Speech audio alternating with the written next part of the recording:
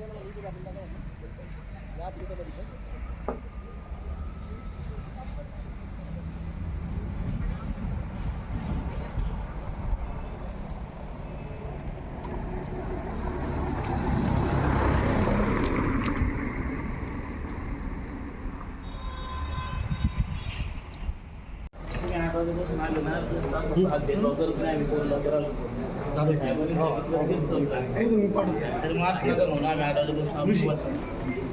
त्यांना जाऊ द्या, त्यांना बसू तिकडे बसून पाहिजे.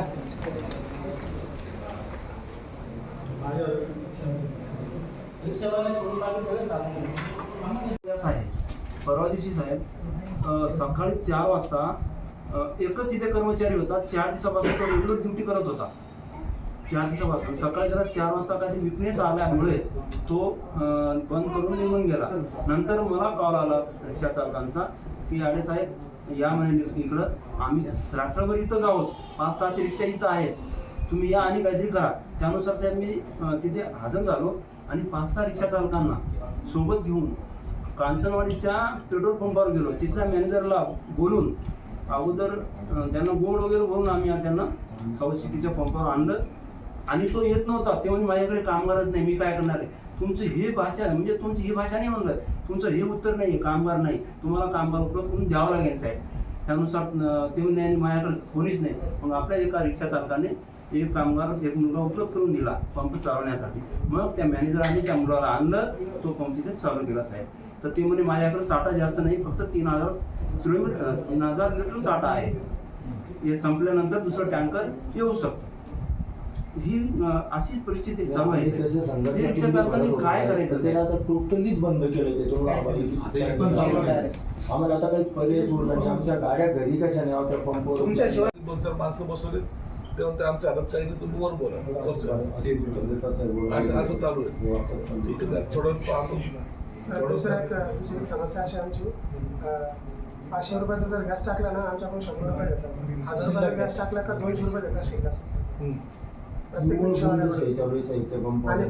डायरेक्ट म्हणतात ते तुला फोन करायची का टाकी, मग तुला एवढे पैसे द्यावे लागेल. मनमानी चालू आहे. पहिले 100 रुपये करून ठेवला त्यांनी गॅस आणि 500 गॅस टाकायचं होतं 100 रुपये शिल्लक द्यावं लागतं. तुमचे जरी पंप आहे तरी काहीतरी नियंत्रण असावं. म्हणून त्यांना सांगितलं की एलपीजी 2-3 पंप जे आहेत सील करून टाका. एकदा सील केलं तर त्यांनाही कळलं की आता आपल्याला नीट राहावं लागेल. आम्ही 1-2 किलोमीटर लाईन लावतो सर. आम्ही शिस्तीत गॅस भरतो. सर्वजण पाहतात. सर आम्ही रात्री 2 वाजेपासून जवळ गेलो गॅस संपून बंद झालं.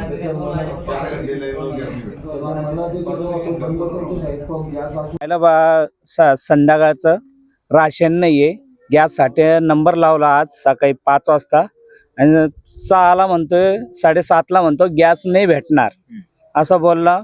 मग संध्याकाळी काय खाऊ मी एक तर गोळ्या चालू आहे, माझ्या छाती लागेल साहेब.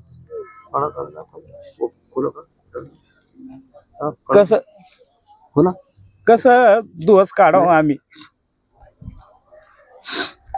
रडू नका. सध्याला खायला नाही. तुमचं नाव? गणेश नवरे राहायला आहे. साहेबांनी आज आम्ही इथे आलो, आमच्या सर्वांच्या समस्या जाणून घेतल्या आणि हे जे रिक्षा चालक आहेत, कोणी ऑपरेशन आलं, ह्या गोष्टी आहेत, साहेबांनी आमच्या सगळ्यांचा विचार केला. काय सांगाल, आज पालकमंत्री यांची भेट घेतलेली आहे, काय विषय? सर्वप्रथम सर्वांना जय महाराष्ट्र.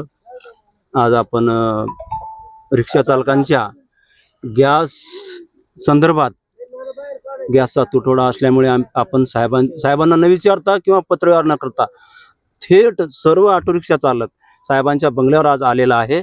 त्यानुसार साहेबांनी सर्वप्रथम एनर्जी ड्रिंक्स दिलं, पाणी बॉटल पाठवली. हे साहेबांना आम्ही प्रथम आभार मानतो साहेबांचे.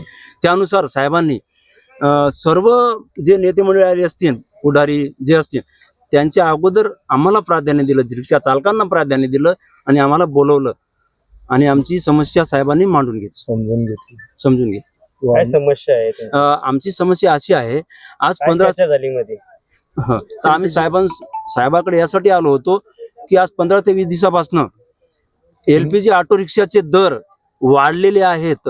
60 रुपये मी बोलू का तुम्ही बोलू का? वाढलेले आहेत, त्यानुसार आम्ही इथे आलो आणि 60 रुपये दर असताना त्याच्या व्यतिरिक्त 90, 100, 110 पर्यंत गेलं. आणि यानुसार आणि यासाठी सर्व रिक्षा चालक पंपावर नंबर प्रमाणे 400, 500, 700-800 रिक्षा रात्र दिवस तिथे थांबत होते. गॅस भेटलं जायचे आणि निघून यायचे. त्यासाठी आम्ही ते घराने घेऊन साहेबांकडे आलो होतो. साहेबांनी उत्तम आम्हाला प्रतिसाद दिला. साहेबांनी आमच्या समोर कलेक्टरांना फोन लावला. जिल्हा पुरवठा अधिकारी फुलारी साहेबांना सुद्धा कॉल केला. काल सुद्धा एका ऑटो चालकाचा मृत्यू झालेला. काल सुद्धा एका ऑटो चालकाचा मृत्यू झाला असं कसं काय झालं? ते मला निश्चित सांगता नंबरला उभा होता तो. नंबरला उभा होता आणि त्याला केसपणा आल्यामुळे